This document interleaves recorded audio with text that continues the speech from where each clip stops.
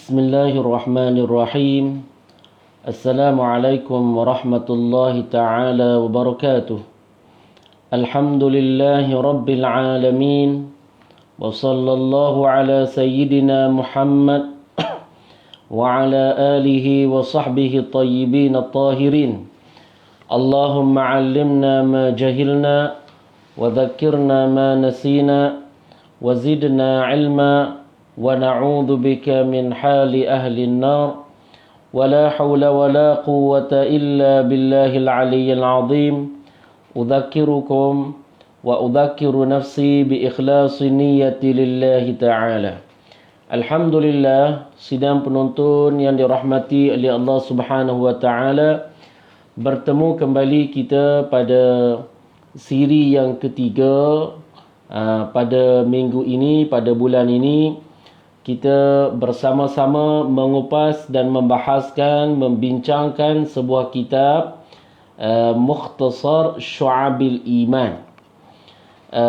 Kita telah bincangkan pada pertemuan yang dahulu tentang kitab Syu'abil Iman, tentang kitab ini yang ia telah diringkaskan. Kitab ini adalah mukhtasar, yang ia ringkasan yang telah dibuat oleh Imam Al-Qazwini, dan kitab ini dia telah pengarang kitab ini dia telah meringkaskan daripada kitab yang tebal dan besar, kitab Syu'abil Iman karangan Imam Al-Baihaqi rahimahullahu ta'ala. Maka kita telah sebut sedikit tentang imam ini dan kita telah sebut muqaddimah. Pengarang kitab telah sebut tentang bismillah, juga tentang alhamdulillah, dan juga pengarang kitab telah sebut tentang salawat dan salam ke atas Rasulullah sallallahu alaihi wasallam, keluarga baginda dan sahabat baginda sallallahu alaihi wasallam. InsyaAllah pada pertemuan ini kita akan sambung pembacaan kitab Mukhtasar Syu'abil Iman. Qala al-musannif rahimahullah: wa ba'du faqad takarrara min sayyidina wa maulana nadiri biladihi wa nasihi ibadihi wa 'allamati zamanihi wa u'jubati awanihi wa u'jubati awanihi Syamsil Millati wad Din Muhammad ibn Qasim ibn Abil Badri ibn Mulahi Al-Mizzi Al-Faqih Al-Muhaddith Al-Wa'iz, adama Allahu tawfiqahu wa ja'ala sa'adatayn sahibahu wa rafiqah. Iddatu maktubatin min wasita إلى بغداد في سؤال عن عدد شعب الإيمان حيث ورد في صحيح البخاري ومسلم من حديث أبي هريرة عن النبي صلى الله عليه وسلم أنه قال: الإيمان بضع وستون أو بضع وسبعون شعبة أعلاها أو فأرفعها أو فأفضلها على اختلاف الروايات قول لا إله إلا الله وأدناها إماطة الأذى عن الطريق والحياء شعبة من الإيمان.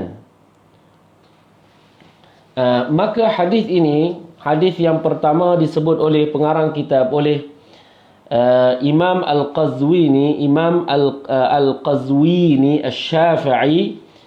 Dia telah sebut hadis yang pertama di dalam kitab dia ini, di dalam muqaddimah kitab dia ini, hadis yang diriwayatkan oleh Imam Abu Hurairah radhiyallahu an, bahawa Nabi kita sallallahu alaihi wasallam bersabda dalam hadis, iman itu lebih daripada 60 atau 70 lebih cabang.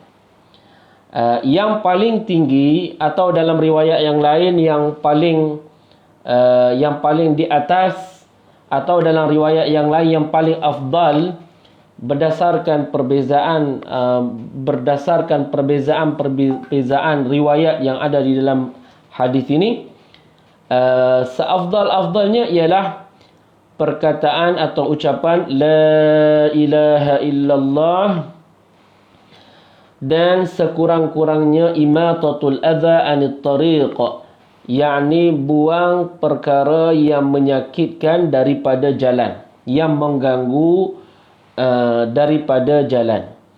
Dan wal haya'u syu'batun minal iman, dan malu, rasa malu itu adalah satu cabang daripada iman. Itu adalah satu cabang daripada iman. Ini hadis riwayat Al-Bukhari dan riwayat Muslim. Kemudian pengarang kitab Mukhtasar ini dia telah menyebutkan, setelah dia sebutkan hadis ini, sebab kenapa yang membawa atau mendorong dia meringkaskan kitab Syu'abil Iman bagi Imam Al-Baihaqi, dan dia juga setelah itu menyebut sanad-sanad dia dalam hadis ini. Sanad dia sampai kepada Imam Al-Baihaqi rahimahullahu ta'ala. Maka hadis ini adalah hadis yang sahih. Hadis yang sahih diriwayatkan daripada Nabi kita sallallahu alaihi wasallam. Nabi dan dia diriwayatkan disebut oleh hadis yang disabdakan oleh baginda Rasulullah sallallahu alaihi wasallam, dan juga hadis ini diriwayatkan oleh seorang sahabat Rasulullah sallallahu alaihi wasallam yang namanya Abu Hurairah radhiyallahu an. Maka Abu Hurairah ini, kata para ulama, nama dia namanya yang masyhur ialah Abdurrahman bin Sakhar. Nama Abu Hurairah adalah Abdurrahman bin Sakhar. Ini nama sebenar kepada Abu Hurairah radhiyallahu an. Dan namanya Abdullah bin Sakhar itu adalah berdasarkan pendapat yang rajih, pendapat yang kuat, radhiyallahu anhu. Kenapa? Kerana kita kata ada pendapat yang rajih ini kerana tentang nama Abu Hurairah ini ada perbezaan pandangan dan pendapat di kalangan ulama yang sangat-sangat banyak.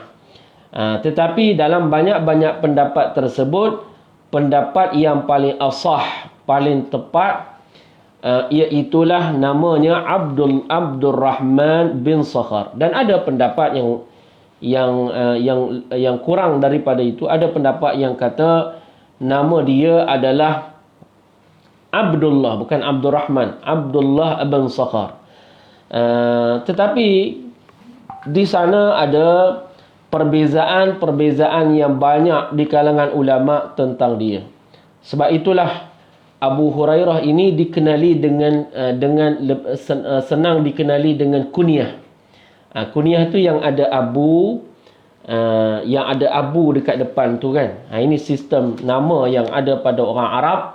Maka Abu Hurairah ini disebabkan banyak perbezaan pandangan ulama tentang nama sebenar dia, maka dia hanya dikenali dengan nama kunyah dia, iaitu dikenali dengan Abu Hurairah. Dikenali dia dengan Abu Hurairah. Tetapi apakah sebab dia diberi gelaran dengan Abu Hurairah? Ada juga beberapa pendapat ulama tentang dinamakan dia dengan Abu Hurairah radhiyallahu anhu ini. Ada sebahagian ulama kata bahawa dia disebut dengan nama Abu Hurairah ini kerana peristiwa atau kejadian masa dia kecil lagi, masa dia bermain dengan kucing yang bersaiz kecil, maka dia mula dikenali di waktu itu, waktu dia kecil, dia bermain dengan kucing yang saiznya kecil, maka masyarakat ketika itu menggelarkan dia dengan Abu Hurairah. Ini ada pendapat yang kata macam itu. Dan ada pendapat yang kata dia digelar dengan nama itu, diberi kunyah dengan nama Abu Hurairah disebabkan baginda Rasulullah sallallahu alaihi wasallam melihat beliau. Nabi sallallahu alaihi wasallam melihat beliau setelah mana dia peluk Islam. Nabi sallallahu alaihi wasallam lihat dia masukkan anak kucing itu di dalam lengan baju. So orang dulu lengan baju dia ni lebih besar daripada lengan baju kita sekarang ni. Kalau mereka pakai gamis macam ini kita panggil gamis, kita tak panggil jubah.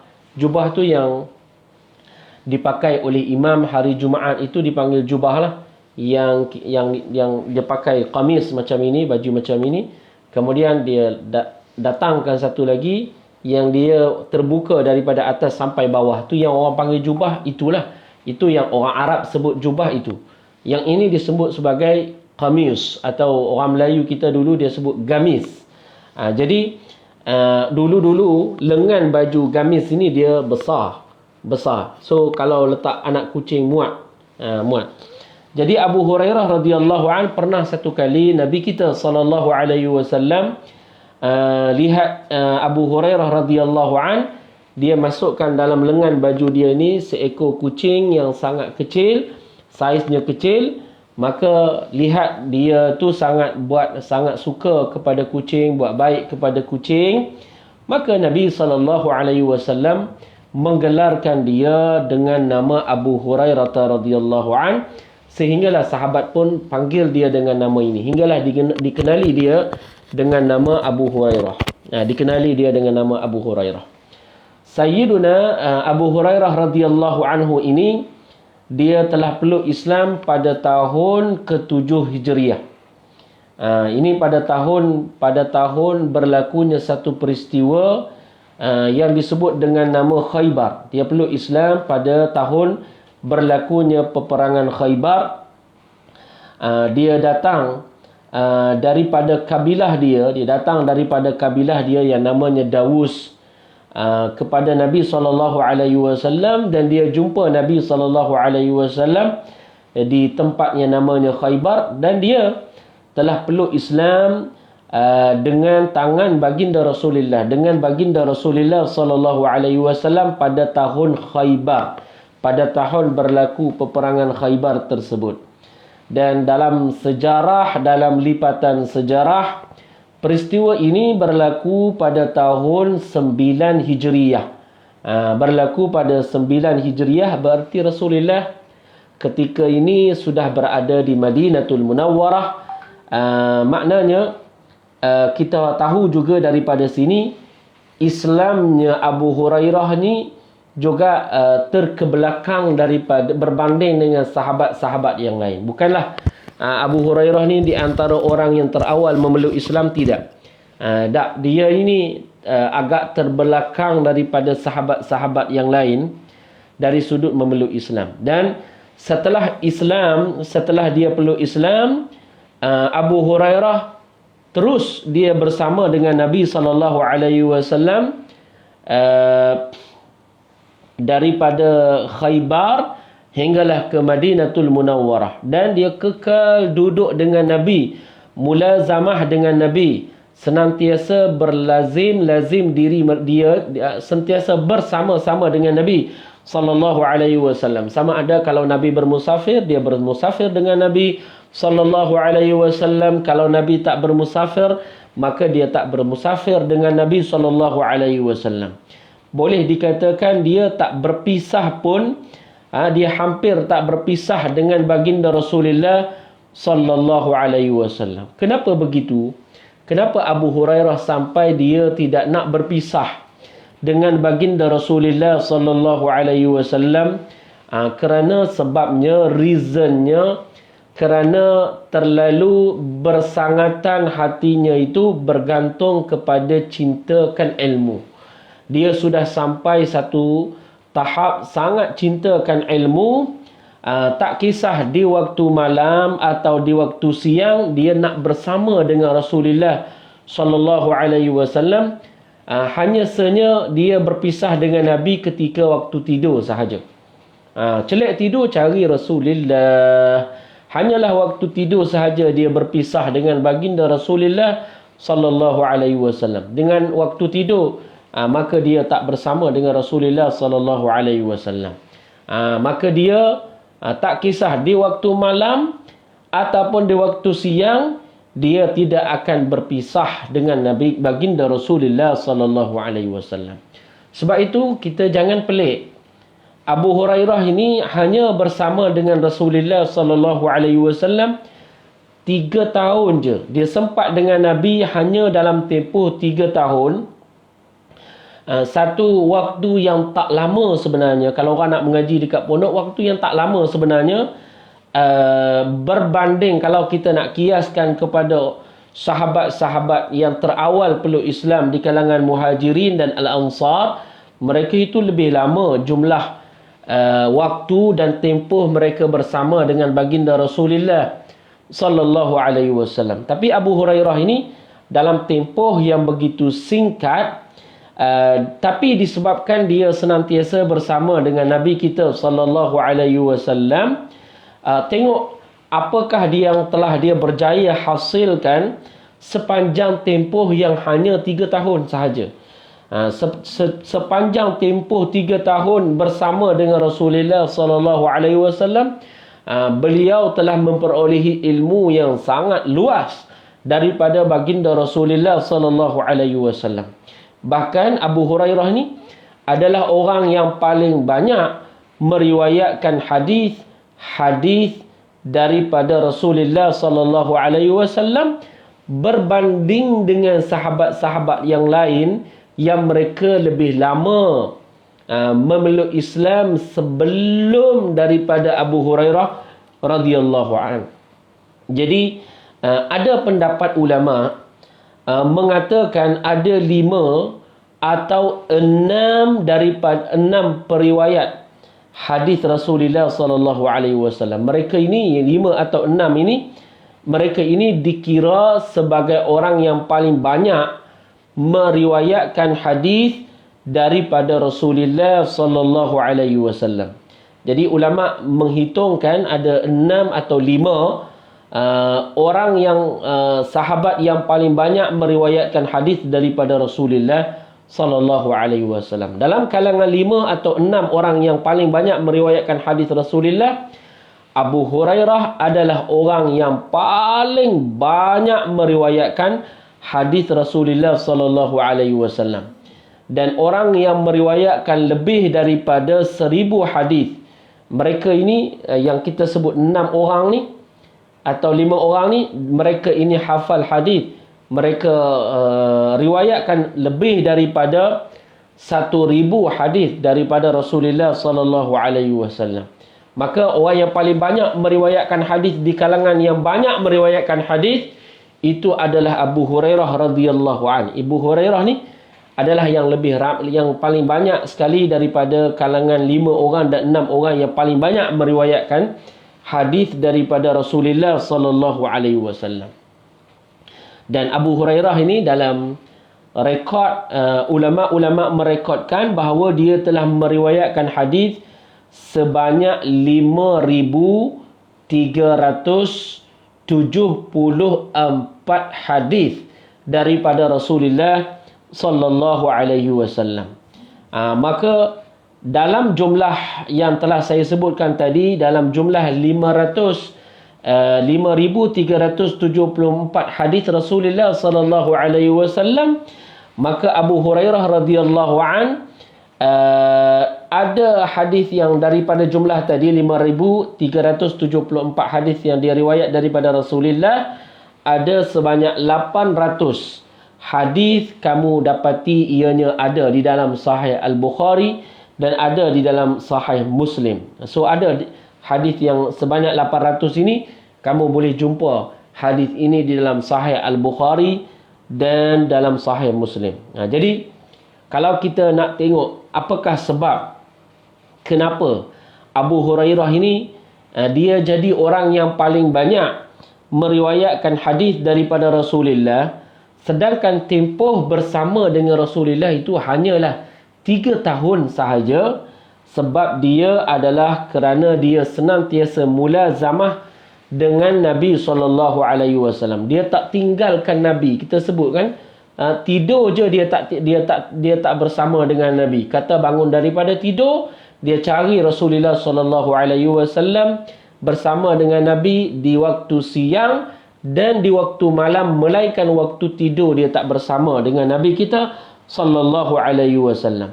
Dan sebabnya juga Abu Hurairah ini dia tidak berkahwin. Dia tidak disibukkan dengan isteri. Dia waktu ini dia belum lagi berkahwin. Waktu Nabi masih hidup lagi dan dia sempat mulazamah bersama dengan Nabi. Waktu ini Abu Hurairah belum lagi mempunyai isteri. Kerana waktu ini dia belum lagi berkahwin, dan dalam tempoh ini peluang keemasan bagi Abu Hurairah untuk bersama dengan Nabi SAW. Lagipun dia belum berkahwin, so dia tidak banyak komitmen waktu untuk dia gunakan pada perkara-perkara yang lain. Disebabkan itu dia juga tidak sibuk dengan mencari nafkah kepada isteri, kerana dia belum lagi ada isteri, dan dia tak sibuk memberi nafkah kepada anak, dan kerana waktu ini dia belum lagi ada anak radhiyallahu anhu. Jadi waktu dia agak lapang untuk menuntut ilmu, dan dia meluangkan masa sepenuhnya bersama dengan Rasulullah sallallahu alaihi wasallam semata-mata kerana dia nak ambil peluang ini, cintakan kepada ilmu baginda Rasulullah sallallahu alaihi wasallam. Lihatlah, kita boleh tengok di sini tentang kemuliaan sahabat yang mulia ini dalam menuntut ilmu, mendengar terus daripada baginda Rasulullah sallallahu alaihi wasallam. Jadi Nabi sallallahu alaihi wasallam telah buat doa kepada dia. Nabi buat doa kebaikan kepadanya supaya dia ini jadi kuat hafalannya. Satu ketika Nabi sallallahu alaihi wasallam kata, siapa yang man yabsutu ridaahu thumma yarudduhu fil majlis. Nabi kata, siapa yang boleh tolong buat khidmat, tolong hampar ridak dia, dan pulangkan dia balik dalam majlis, maka yang buat itu Abu Hurairah radhiyallahu anhu. Dan Abu Hurairah dia telah hamparkan ridak dia, dan dia telah kembalikan ridak dia. Setelah itu baginda Rasulullah sallallahu alaihi wasallam telah buat doa. Nabi kata, la tansa ba'da dhalika ma hafidha. Maka kamu tidak akan lagi lupa daripada apa yang telah kamu hafal. Ini doa kebaikan daripada Rasulullah kepada Abu Hurairah radhiyallahu an. Sebab itulah kalau kita tengok di dalam semua sahabat Rasulullah sallallahu alaihi wasallam, Abu Hurairah adalah yang paling banyak meriwayatkan hadis, mengingati hadis daripada Rasulullah sallallahu alaihi wasallam. Maka tidak ada yang sampai martabat Abu Hurairah dari sudut menghitungkan hadis, meriwayatkan hadis daripada Rasulullah sallallahu alaihi wasallam lebih banyak daripada Abu Hurairah radhiyallahu. Hatta Aisyah radhiyallahu an memang antara yang paling banyak, tetapi tidak sebanyak Abu Hurairah radhiyallahu anhu. Tidak sebanyak Abu Hurairah radhiyallahu anhu. Subhanallah. Dia telah memperolehi daripada Rasulullah sallallahu alaihi wasallam rahsia ini. Dia telah memperolehi keberkatan daripada Rasulullah sallallahu alaihi wasallam. Ada sebahagian orang yang mengingkari Abu Hurairah ini. Bila mereka lihat Abu Hurairah ini hebat, menghafal ataupun dia telah meriwayatkan 5,374 hadis, maka ada sebahagian orang di zaman ini, walaupun mereka nama doktor, nama ambil PhD, tetapi mereka ini diberi hasad dengki kepada sebahagian sahabat-sahabat baginda Rasulullah sallallahu alaihi wasallam. Mereka mengingkari ini daripada para sahabat Rasulullah. Mereka kiaskan dengan diri mereka yang jauh daripada para ulama-ulama ini. Maka ada sebahagian daripada mereka ini sehingga mempertikaikan Abu Hurairah radhiyallahu an. Mereka mempertikaikan bagaimana boleh Abu Hurairah menghafal semua hadis-hadis itu, dan bagaimana Abu Hurairah boleh mengekalkan hafalan itu. Mereka bandingkan diri Abu Hurairah yang dia diberi doa kepada oleh Rasulullah, dia orang yang saleh, nak dibandingkan diri mereka yang pendosa. Maka mereka mengingkari, mereka cakap benda yang tak bagus tentang Abu Hurairah radhiyallahu an.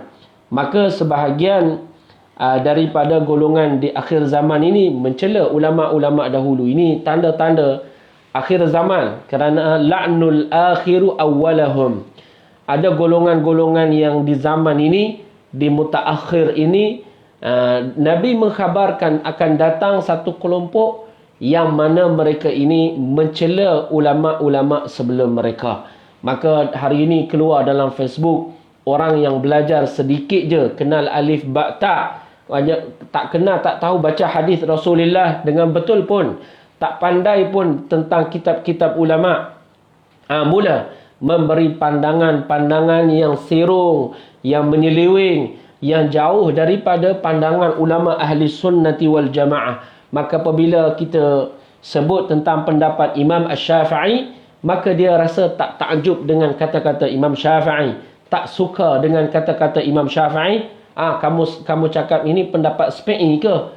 Dia mengherdik, dia buat memperolok-olokkan nama ulama seperti Imam Syafi'i. Ada sebahagian orang mengatakan Imam Abu Hanifah jifah. Auzubillah. Adapun guru-guru mereka yang sesat, yang menyeleweng ulama-ulama, mengatakan guru-guru mereka ini menyeleweng, mereka namakan Syekhul Islam, mereka namakan guru mereka ulama salaf, sedangkan jauh daripada salaf berlipat-lipat kali ganda. Dari sudut metodologi pun bukan salaf, dan dari sudut manhaj pun bukan salafus salih. Maka golongan ini mencela Abu Hurairah radhiyallahu an.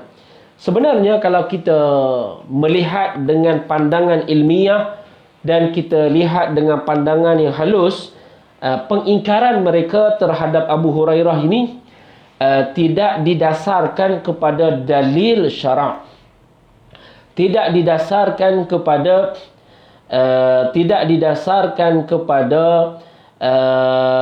reason dan sebab yang kuat yang kita boleh terima. Allah Ta'ala, kita ahlu sunnah meyakini Allah Ta'ala di atas segala sesuatu maha berkuasa. Allah Ta'ala boleh jadi dia menciptakan hafalan seseorang itu seperti ini.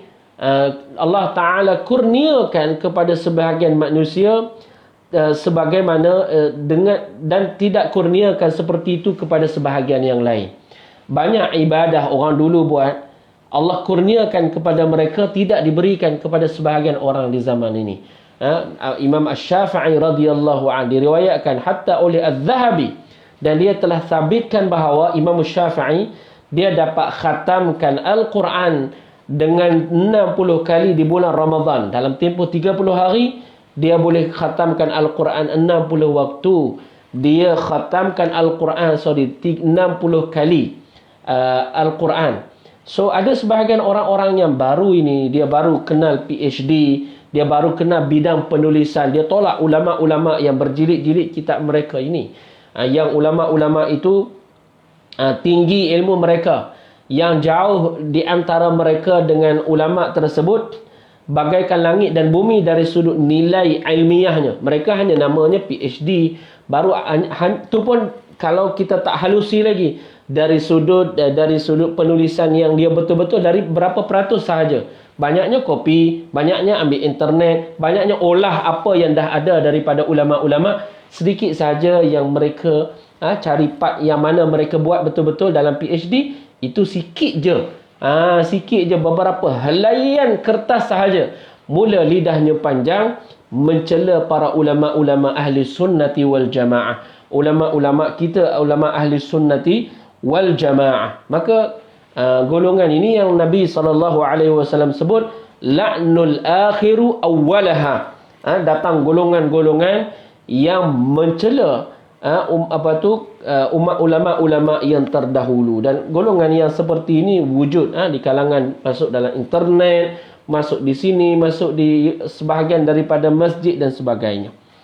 Maka tapi mereka tak pelik bagi mereka kalau mereka khatamkan drama 30 juzuk konon-kononnya di bulan Ramadan, mereka tak rasa pelik.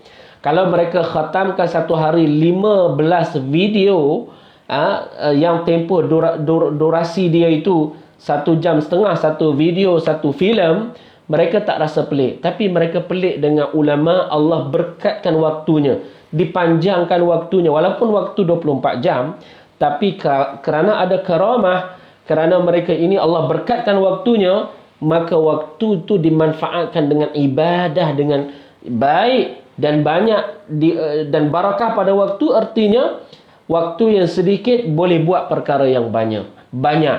Adapun kamu habiskan waktu yang tidak ada barakah, kamu habiskan 15 filem dalam satu hari, kamu tak rasa. Oh, saya tak rasa, ini pelik. Ini di akhir zaman yang berlaku di depan mata kita di hari ini. Abu Hurairah radhiyallahu an, dia di waktunya, dia betul-betul di waktu mudanya, dan ini patut kita ambil pengajaran kepada anak-anak muda, bahawa Abu Hurairah radhiyallahu an, dia beri waktu yang cukup sebelum dia berkahwin.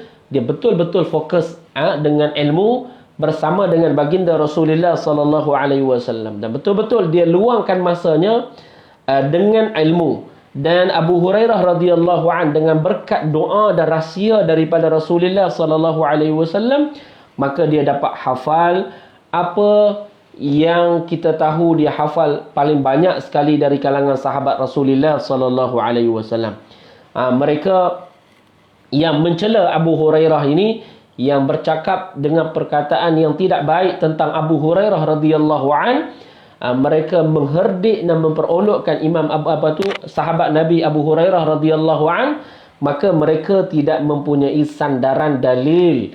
Dalam ucapan mereka ini hanya kita boleh lihat rasa hasad dengki dengan para ulama, dengan para sahabat Rasulullah sallallahu alaihi wasallam. Abu Hurairah ini dia sebenarnya daripada Ahlus Suffah, yang kita sebut, yang datang setelahnya disebut dengan kaum Sufiyah.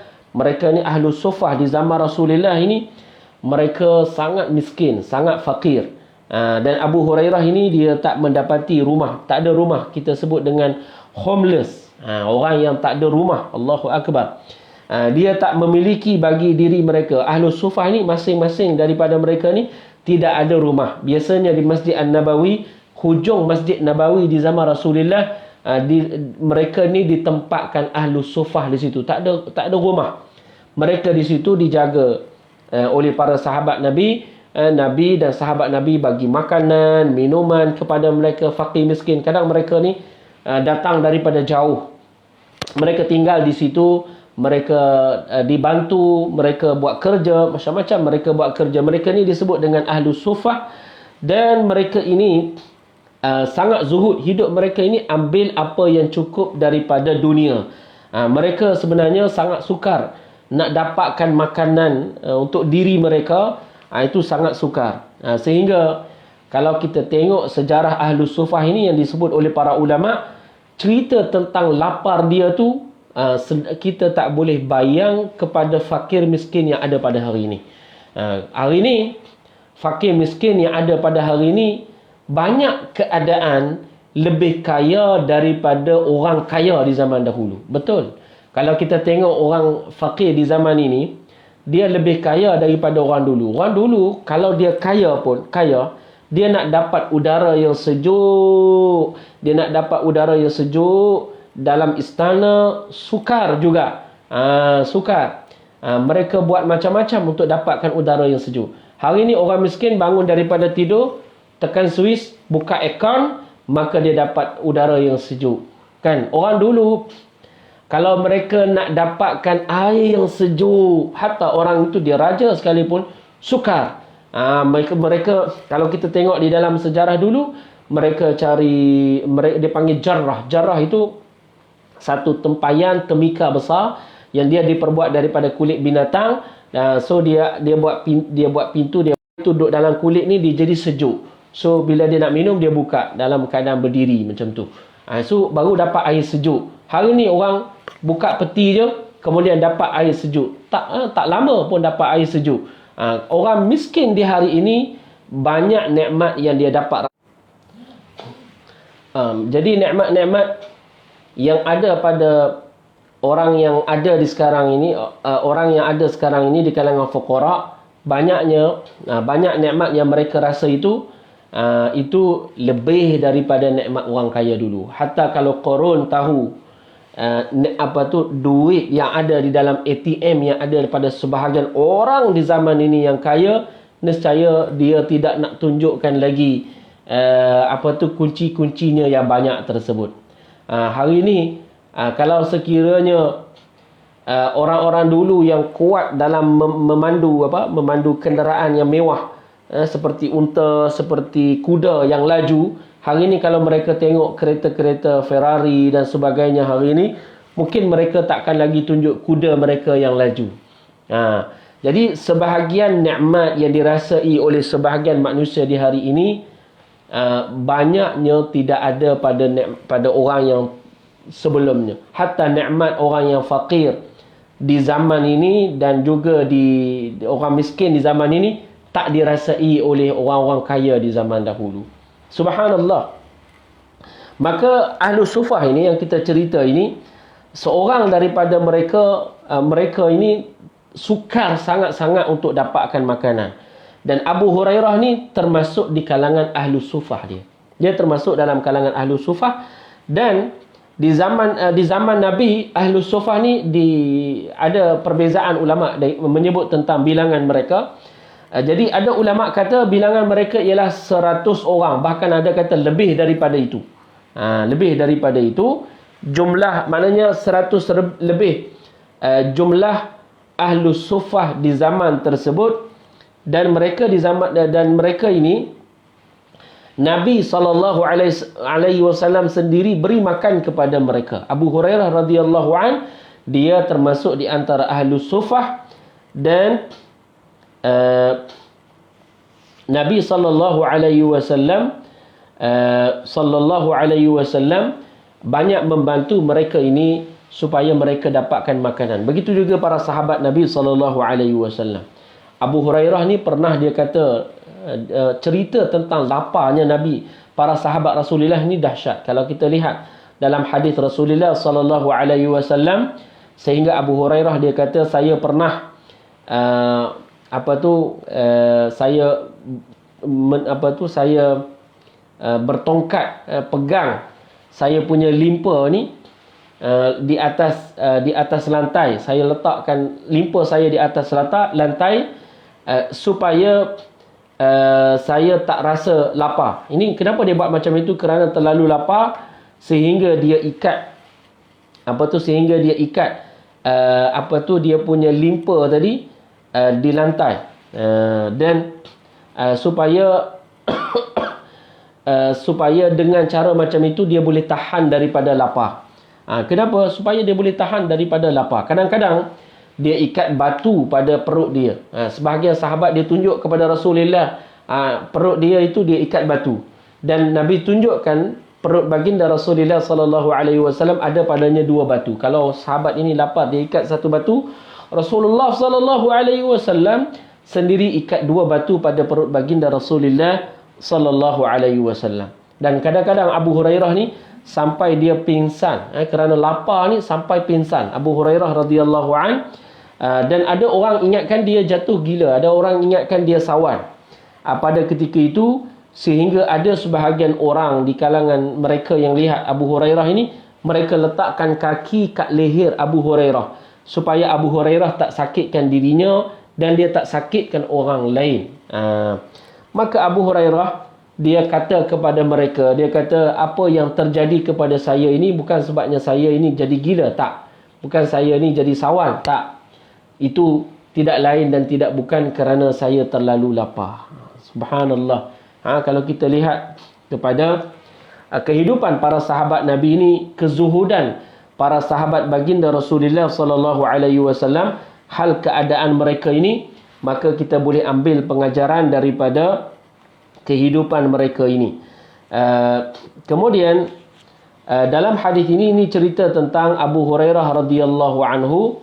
Kalau kita tengok dalam hadis ini yang kita bahaskan tentang hadis Abu Hurairah ini, Nabi sallallahu alaihi wasallam dalam hadis ini dia kata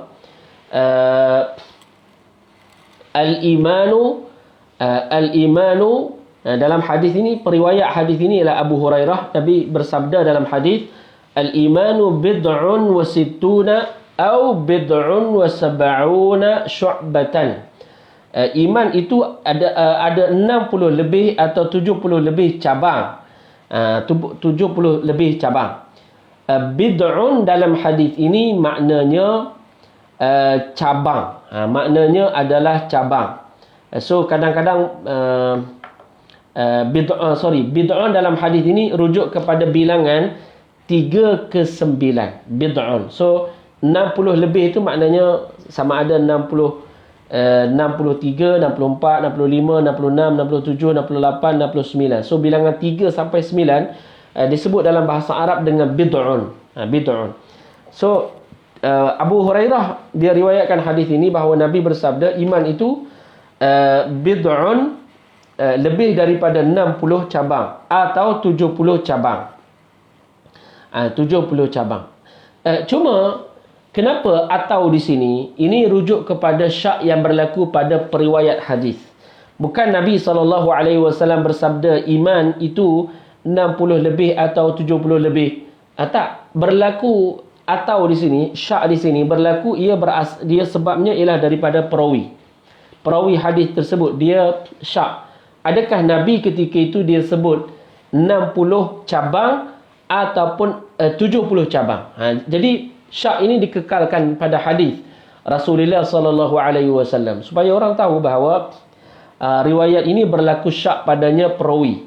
Perawi ini dia berlaku syak padanya. Sama ada bilangan iman itu disebut oleh Rasulullah 60 cabang ataupun 70 cabang. Dan ada sebahagian ulama kata riwayat 60 cabang lebih itu lebih meyakinkan berbanding dengan 70 cabang. Dan kerana periwayatan yang lain daripada itu banyak ada syak padanya. Oleh kerana itu yang lebih meyakinkan ialah 60 cabang. Syu'bah tu maknanya cabang. Dalam hadis Rasulullah sallallahu alaihi wasallam, bila kita sebut tentang dahan kayu tu merujuk kepada syu'bah. So cabang lah, maknanya cabang. Maknanya dan dimaksudkan secara tepat di sini ialah ciri-ciri. So iman di situ, iman ada 60 ciri-ciri ataupun ada 70 ciri-ciri. Ataupun ada 70 ciri-ciri. Dan baginda Rasulullah kata yang paling afdal ialah la ilaha illallah. La ilaha illallah. Makna la ilaha illallah ya ahbabana, sidang penonton yang dirahmati oleh Allah Subhanahu wa taala, makna kalimah ini la ma'budu bihaqqin illallah. Tiada yang disembah dengan sebenar-benar melainkan Allah. Dan ada ulama kata maknanya la khaliqa illallah. Tidak ada yang menciptakan melainkan Allah. Yakni la ahad yaqdiru an yubriza minal adami ilal wujud illallah. Tidak ada yang boleh yang berkuasa mengeluarkan sesuatu daripada tiada kepada ada melainkan Allah Subhanahu wa taala. Maka kalau macam itu tidak ada yang berhak disembah melainkan Allah. Maka kata ulama la yastahiqu ahadun an yu'bada illallah. Maka tidak ada yang berhak untuk disembah melainkan Allah Subhanahu wa taala. Dan apakah makna sembah? Sembah maknanya kata ulama aqsa ghayatil khushu'i wal khudu'. Sembah artinya setinggi-tinggi, aqsa ghayatil khushu' wal khudu', setinggi-tinggi kekhusyukan dan kekhudukan kepada Allah Subhanahu wa taala. Apabila kamu kata la ilaha illallah, maknanya tiada ditundukkan kepadanya dengan setinggi-tinggi ketundukan melainkan kepada Allah Subhanahu wa taala. Itu maknanya la ilaha illallah. Dan apabila Nabi SAW kata la ilaha illallah, sebenarnya telah menjadi malhuz dalam syarak, bersekali sebenarnya, walau tak disebut dalam hadis Muhammadur Rasulullah. Sebenarnya bila sebut la ilaha illallah, itu sebenarnya dah menjadi satu package. Sudah tentulah Muhammadur Rasulullah juga. Bila kita sebut tentang syahadah yang pertama, iaitulah la ilaha illallah, sebenarnya secara automatik ianya bersekali dengan Muhammadur Rasulullah. Ini seperti sebuah hadis Rasulullah sallallahu alaihi wasallam, yang mana Nabi kita sallallahu alaihi wasallam bersabda, fa innallaha harrama 'alan nar man qala la ilaha illallah yabtaghi bidzalika wajha Allah. Sabda Rasulullah, orang yang Allah Ta'ala mengharamkan neraka ke atas orang, mengharamkan neraka di sini maknanya mengharamkan ke atas orang tersebut kekal selama-lama di dalam neraka. Itu maknanya, iaitu orang yang dia meyakini dan dia sebut la ilaha illallah. Maknanya di sini Muhammadur Rasulullah juga. Muhammadur Rasulullah juga. Dan dia buat itu dengan setulus hati, setulus hatinya. Bukan dia sebut itu kerana dia munafik. Tidak. Bukan dia sebut itu dalam masa yang sama dia benci Allah, dia benci Rasulullah, dia benci kepada agama Islam. Tidak. Bukan macam orang munafik sebut la ilaha illallah Muhammadur Rasulullah. Tidak. So dalam hadis-hadis Rasulullah sallallahu alaihi wasallam kadang-kadang disebut syahadah yang pertama. Sebenarnya syahadah yang pertama itu telah bersekali. Sebenarnya dia bersekali dengan Muhammadur Rasulullah. Kerana tidak cukup untuk syahadah yang pertama tanpa disertai dengan syahadah yang kedua Muhammadur Rasulullah. Orang yang bersaksi tentang Allah pencipta bagi segala-gala, Allah tidak ada yang disembah melainkan Allah, maka juga dia meyakini tentang Nabi Muhammad itu utusan Allah. Kerana kalau orang tu dia beriman kepada Allah, dia tak beriman kepada Rasulullah, dia juga kafir. Orang ini dia kafir. Orang yang tidak beriman, wa man lam yu'min billahi wa rasulih fa inna a'tadna lil kafirina sa'ira. Allah Taala sebut dalam Quran, orang yang tak beriman kepada Allah dan Rasul, Allah Taala sediakan bagi orang-orang yang kafir neraka yang bernyala-nyala. Artinya mesti beriman kepada Allah dan juga beriman kepada Rasulullah sallallahu alaihi wasallam. Kemudian dalam hadis ini Nabi kata wa adnaha imatatul adha 'anit tariq, dan sekurang-kurangnya ialah kamu